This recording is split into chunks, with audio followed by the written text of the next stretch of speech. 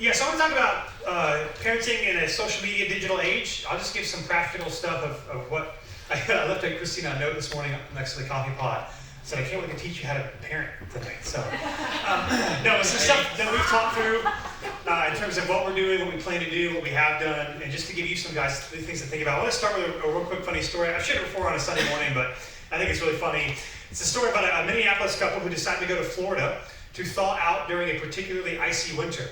They planned to stay at the same hotel where they spent their honeymoon 20 years earlier, but because of their hectic schedules, it was difficult for the couple to coordinate their travel plans. And so the husband left Minnesota and flew to Florida on a Thursday, while his wife planned to fly down the following day on a Friday. The husband gets there, he checks into the hotel, there was a computer in his room, so he decided to send an email to his wife. However, he accidentally left out one letter of her email address and sent the email without realizing his error. Meanwhile, somewhere in Houston, a widow had just returned home from her husband's funeral. He was a Baptist minister who had been called home to glory following a heart attack. The widow decided to check her email, expecting condolence messages from family and friends.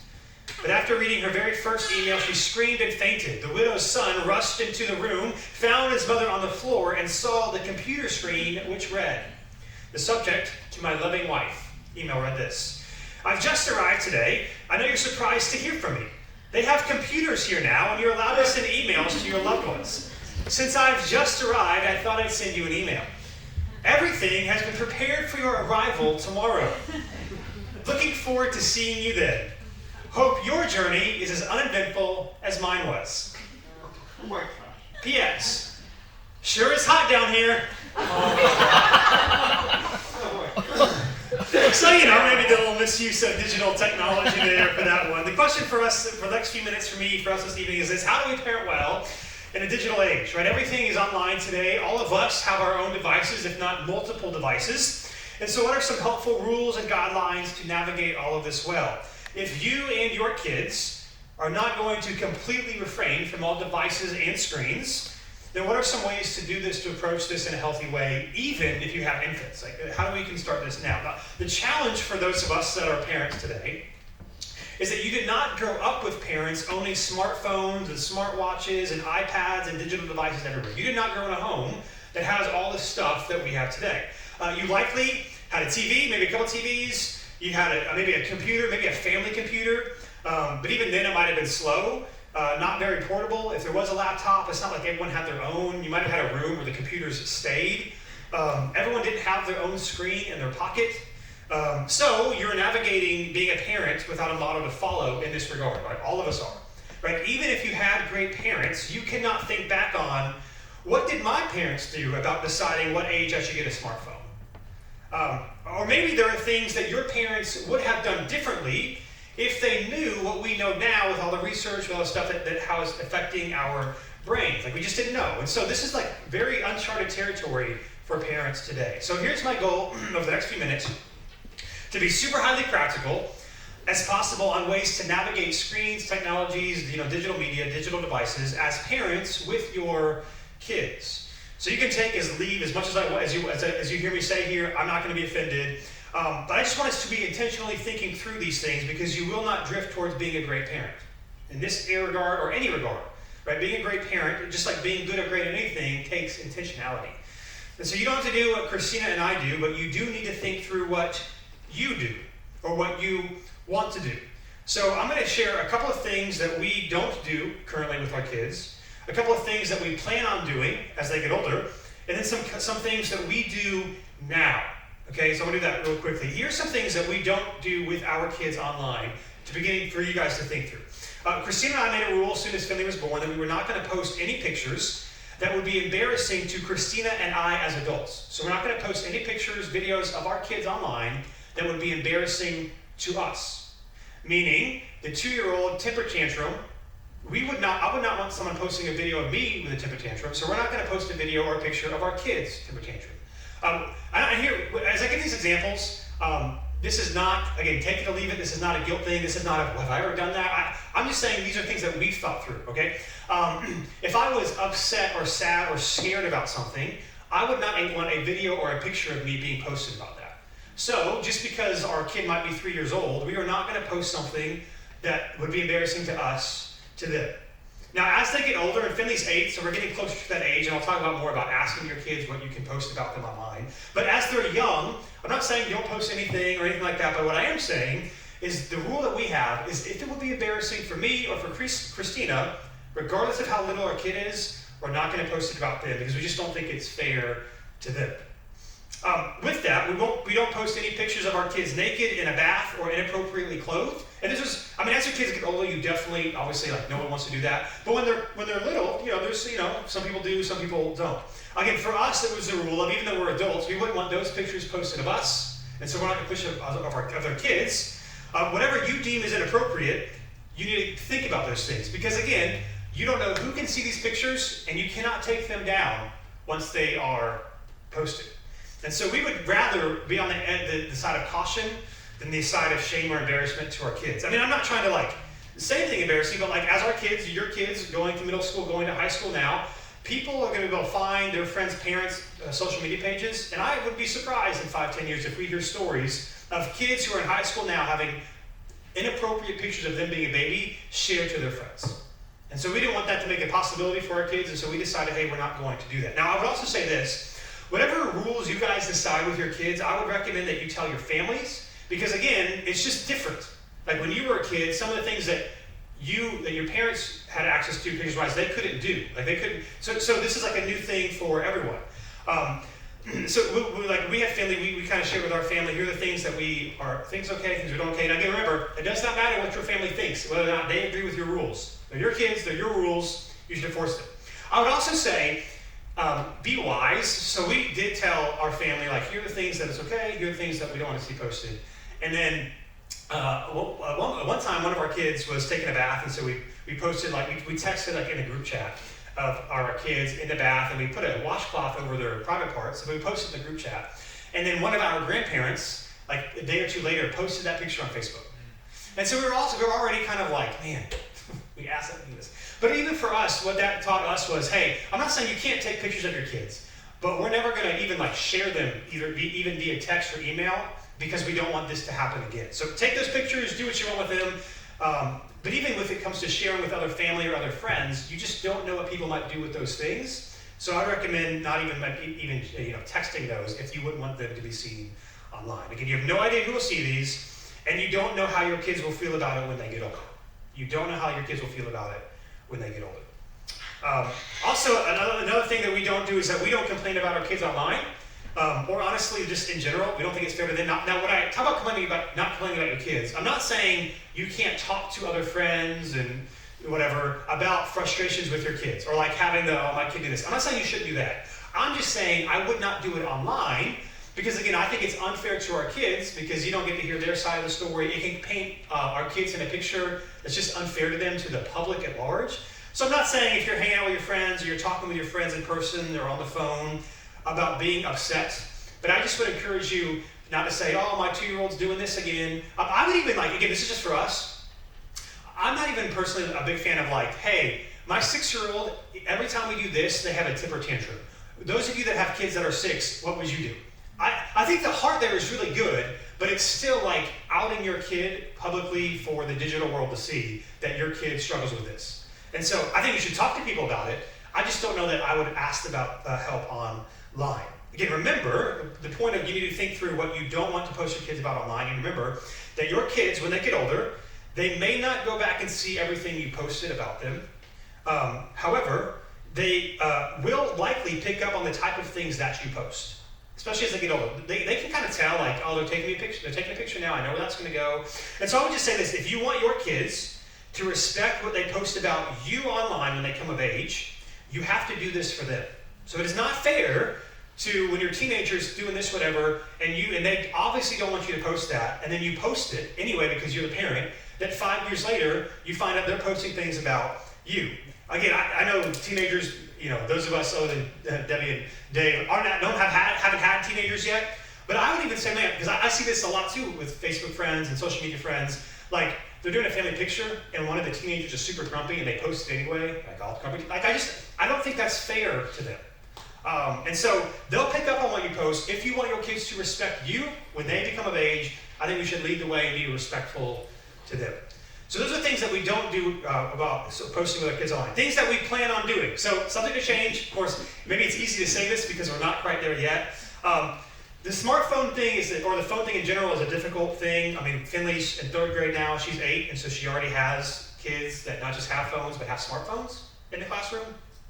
I'll just say this. If you're looking for a resource, The Coddling of the American Mind is an excellent book about parenting, and even what Debbie was saying earlier about pushing responsibility before you think they're going to need it.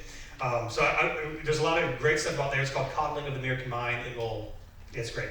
But the book talks about that, and there's just a lot of data on 2 points. A lot of the data now suggests that there should be no smartphone use before high school, and that there should be no social media use before 16. Now, the plus side is now there's a lot of like phones and stuff that are coming out that are like smart, but they're more controlled, and so maybe that's probably different than like just handing your kid an iPhone. But we plan to wait for a while, for a long time.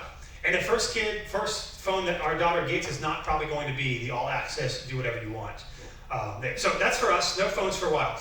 Another thing for our kids we plan on doing is their phones have to stay downstairs. They have to stay downstairs. Now, when they probably get maybe 16, 17, 18, that rule will change because they're about to leave the house, and so we want to allow them to do that. But certainly in the beginning, even now, we have maybe family members, your nieces and nephews, or other friends that sometimes come over with kids. The rule is that I would, if I were you, let your friends' parents know, hey, this is a rule in our house, and so you might have to call me, not them. Because again, kids with phones, you have no idea when they go upstairs what they're going to be looking at. Now, we can't control what our kids see at their friends' houses, but we want to be wise at our house, and so a rule will be that they're not going to be allowed to bring their phones upstairs. We are going to talk about them, about what they can and cannot post about us, that is their family, on social media. So there's not going to be a hidden Instagram account. There's going to be, here are the things that you're allowed to post about us online, and here are the things that you're not allowed to post about online. And it's going to be the same rule that we have done about them, they're going to be about us. Now, if we see lines across whatever, it potentially at some point could get to a phase where you can't post anything without our permission. And if our kids say the same thing to us, we would respect that as well. If Finley or Roman ever says, hey, I just don't like, I don't like when you post these things, whatever, without asking me, then we'll do that. But we will talk to them about what they can post about their family. And we will have complete access to their devices if we choose. However, one of the things for us is we do want our kids, we want to build trust with our kids. And so I could see us getting to the place, for example, Finley's the oldest, it should be there first, where we would tell her, hey, Finley, we're not going to ever read your text messages without letting you know first. If there's trust that's been built. We want to give them some aspect of that, but of course, if trust is broken, it will be taken away. So our goal is not to say when we have access to whatever we want, whenever we want, that we're going to do it secretly or behind their back. But at least in the beginning, we're going to be very strict about those rules. Now, things that we do right now with our kids right now. A couple things. One, we limit screen time, which it's a very normal thing nowadays, especially because more of us know what's going on. Now, in terms of time or what that looks like, it's going to be different up to you and what you want to do and season of life and that sort of thing. But we don't just let them watch stuff whenever they want. That being said, we use screen time as a discipline tool. And this is all the hard stuff about all this digital stuff today. Now it's a great discipline tool. Roman loves playing that Nintendo Switch. Finley loves watching all these baking shows on Netflix, right? And so we use it. If this happens, if this behavior happens, then there's no Nintendo Switch for the weekend, or there's no this. So we absolutely use it as a discipline tool. Another rule for us is that there's no screens at dinner or at the table in general. This also includes restaurants. Again, I would encourage you, don't feel bad enforcing this with family if you have to. Now, there might be an exception. I'm not saying if somebody pulls out a phone and you're out to eat and there's a video, we're don't do that, right? But we will say, hey, we don't want them playing games. We don't do this. Now, it might be hard when they're younger, but can I just tell you how nice it is when we go out to eat? They don't ask for a phone because it's never an option, and we sit there and it's an enjoyable meal and it's fine. And this is no judgment, but we look around, most every other families that kids our age we go out to eat, they're on a device or an iPad, or a lot of those places have you pay digitally, they're on it. And it's hard when they're young to enforce that. What we did just practically is we always brought in, we had a bag full of toys that was only for the car. And then when we would go into restaurants, we would bring that in. We do still bring it in now sometimes, but not as much. But we didn't force it. Even at home, there's no screens at the table, and so that we can actually spend time together. Whatever you decide, I would set clear expectations. So your kids need to know what the rules are, and then you have to enforce them consistently. So you can't say, hey, no screens when we go out to eat, but every once in a while, because you've had a tough day, you give it to them. Or, hey, we're going to say, when you come home from school, we're not going to watch shows first thing. But then half the time they watch shows. Whatever you decide, you need to decide what you're going to do, and it needs to be consistent. And the last thing, we also don't let our kids watch scrolling videos. And so sometimes if I'm on my phone or Christina's on the phone on the couch, and there's videos that, Instagram, TikTok, Facebook, whatever, and they're sitting next to us, we'll tell them they can't watch it. Now, you might say that's unfair, maybe it is a little bit, but there is a lot to be said about your brain developing and how that will short circuit our attention. Maybe we're a lost cause, and so we want our kids not to be lost causes. But even now, we don't let them. Now, we don't often sit around on our phones anyway with our kids right next to us. But when that does happen, we will tell them, hey, you need to go play, or you can't sit here, because we don't want them to watch scrolling videos. Proverbs 22 says this. It's a well-known verse. Train up a child in the way he should go, and when he is old, he will not depart from it. Now, I want to understand. We need to understand when you read the book of Proverbs, they are principles. They are not promises. They are principles, not promises. In other words, it's not saying if you do this, this will happen. What Proverbs is saying is that if you do this, this will much more likely be the result. That's what the book of Proverbs is saying. So what's interesting is typically when this verse is quoted, it's used to say, you need to do X, Y, and Z so that your kid will also do X, Y, and Z. Whatever behavior you want your kids to do, you should do. And so we should train or discipline or encourage them in a certain behavior. But this verse is actually, I think, a warning to us as parents to think that, is my behavior worth emulating? So here are the things that I want them to do, but am I then doing the opposite of that? Maybe put it this way when it comes to your digital device usage. Would you want your kids to do the things that you do?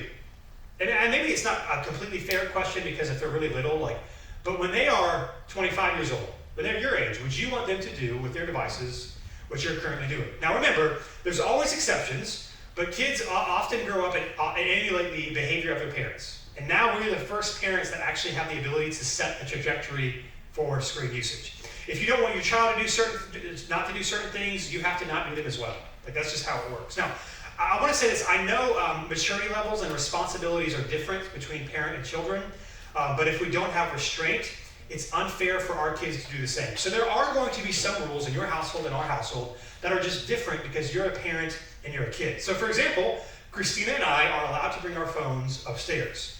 So there are rules that are not going to be the same when our kids first get their phones. The reason is we can handle our phones in our room and they cannot, and we will tell them why that rule is different for them. So it's not just going to be because we're adults and you're not adults. The times that there are going to be different rules and expectations, we are going to clearly explain why. Just remember, do to your screens what you would want your kids to do to theirs. Do to your screens what you would want your kids to do to theirs. Also remember this, what really matters more than how much time you spend on your phone or video games or TV or screens, what matters more than the time you actually spent is not how much time you're on them, but how often your kids perceive that you're on them. So if you're only on your phone, let's say you're on your phone an hour in the evening every night, but it's the same time that your kids are hanging out before bed. And so maybe generally speaking, you're on their phone less than the average person, but if your kid perceives that you're always on your phone, that's what matters. And so I even think it's wise to think through, how will I use devices with our kids? I know that for me, that's part of how I think of how I use my devices. I saw this quote a couple months ago. It said this, PSA, 20 years from now, the only people who remember that you worked late are your kids. So I would also say this applies to devices. This applies to checking emails, which is working, or just being on your devices too much and leaving your kids feeling disconnected. The only people 20 years from now that are going to remember how much time you spent on your phone when they were hanging out after dinner or in the afternoon is your kids. It's your kids. Now this is, and so I say this sometimes, and it's a dream of mine. One of my greatest desires and dreams for me, I think about this often, is for when my kids to grow up and leave the house, for them to be able to say that they always knew that their dad loved them more than he loved the church. So obviously I'm a pastor, and so there's things like that.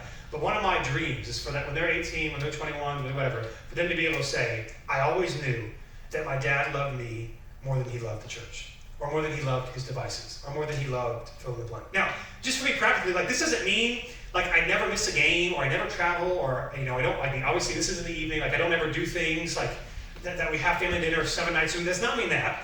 But it does mean that I am intentional about my time with them to make up for different times and different things that happen. I want my kids to be able to say that I love them more than church. For you, it might be my job, my hobby, whatever it is. They need to know that they were important to me. Now, that being said, that's some digital stuff. I do want to kind of, as I come to a close here, just talk about discipline in general. Not necessarily have to do with digital, but just some things that we've done over the years that we found to be helpful. Because one of the things we hear a lot of, like, my kid's doing this, what do I do about it? Now, you might not like what I have to say, but these are the things that we say to parents when they ask us. First thing, I think 3 things here that are really important. Yeah. Number 1, that there are absolutely no empty threats or promises for us. None. We always do what we say we're going to do. So if we say we're at the store that they're going to get the time out when we get home, they are going to time out when we get home. You cannot forget it. This is also the flip side. Like if I promise Roman, for example, that I'm going to play Nintendo with him later, and he forgets, I will bring it up. Like for the good and for the bad, anytime we or I say something to our kids, it happens. Empty threats, just from what I've observed, empty threats are one of, if not the biggest issue I see with parents. Hey, if you don't do this, if you don't stop this, this is going to happen. Or if you stop, this is going to happen. And then they don't stop, and then what happens? Nothing. And what's interesting about this is they don't have to be big things. Your kids just have to know you're consistent. If you sometimes follow through and you sometimes don't, you cannot be upset with your kids for not listening because they don't know whether or not they're actually going to be in trouble this time. So no empty threats, no promises that you don't fulfill. I also would say this. What this also means is do not threaten things you are not going to do. So if you're going on a Disney vacation next week and your kid misbehaves, you cannot say, if you don't listen to me these next few days, we're not going to Disney. Because you're going to go to Disney. You can't say, I'm going to ground you for a month if you don't stop doing this, unless you're actually going to ground your kid for a month. So I see empty threats. The biggest problem is because their threats are so big that their parents are never going to do it anyway, and your kid knows it. Like your kid knows you're not going to leave them home for a week if your family goes to Disney. So no empty threats and promises. Do what you say, and that will go a long way. Second thing is this: we are consistent with our expectations and discipline. Our kids know the rules. And here's the thing for us: if they do something wrong that is new, there will be a warning. We'll talk about it. If they do something wrong that they know is wrong, there is no warning. And this is how they learn. So for example, I see this a lot with parents. If our kid pushes someone at the park, there is no, don't do that again, or if you do that again, this will be your punishment. If our kid pushes a kid at a park, the very first time they do it, there's a punishment, because this has already been established as a rule. Kids, again, will pick up on, I'm not supposed to push kids, but I know I can get away with it once because they're just going to warn me. Now, if it's a new thing, then it's different. Our kids know that telling the truth is like the biggest thing. And we say often, if you lie to us, you will always get in more trouble. And so, if I ask Finley or Roman if something happens, I always give them a second. Like I know they're kids, so I always like, hey, just remember. And if they lie to us, there's no like, now what really happened? It's if they lie and we know they lied, they get in trouble right away. We are consistent with our expectations of discipline. And the last thing I would say, number 3, we are the parent. I think Debbie mentioned this too as well. So we don't argue, we don't ask, we don't barter. What this means is like we don't count to 3. This is not a judgment on anybody. This is what we do. If we ask our kid to do something, we don't count to 3. Christina was the one that first started to say this. You might hear us say this a lot with our kids. Listen and obey right away is a rule in our house. There's no counting to 3. There's no like, hey, please do this. There's no arguing. We've asked you to do something. Sometimes we might ask twice. And if they don't obey right away, then there will be a punishment. If we ask them to do something they don't know what to do, we don't lessen or ask or coax them to listen. Like they really don't want to, I really don't want to clean my room. Oh, what did I ask you to do? If they don't, there's no arguing there. We ask them, we don't ask, we don't argue, we don't barter. We don't do like, if you calm down in the store, I'll buy you a candy bar. Like we don't do that. We do, if you don't calm down in the store, you're going to get in trouble. That's what we do. Because again, for us, here's value for us, and it's probably value for you. We are their parent. Dave talked about this. We are not their friend. We are their parent. We are not their friend. So we expect them to listen and to appropriately correct them and walk with them when they don't. Now, once they're adults, I want to be best friends with my kids. I want to be best friends with my kids. But they're not adults right now. They're kids, and they don't need more friends. They need a parent. So all I can say, I'll close with this. Those are some of the tips overall for parenting in this digital age that we do. Let me close with one more thing, and Debbie mentioned this as well. I'll just say this. I know a lot of you guys have really young kids. How your kids behave will determine what you get invited to as your kids get older. How your kids behave will determine. Christine and I, obviously pastor ministry, we had people over a lot. And to be honest, we have had, not just like New City people, just people in general. We often have the conversation of, we want them to come, but their kids don't listen when they're here, so we're not going to invite them. That's happened multiple times. Multiple times. You will not be invited to things based on the behavior of your children. So just I'm not saying that's right or wrong, I'm just saying that's the truth. So you're like, that's why they never invited me. No. Honestly, I can say it like that. It literally has nothing to do with anyone in this room. So again, no one expects their kids to be perfect. We don't expect our kids to be perfect. But if they aren't respectful and listen to the rules of the house that they're going into, people want to invite you over. And so that's what we do with them. So that's some quick thoughts on parenting in a digital age. And that's all I got.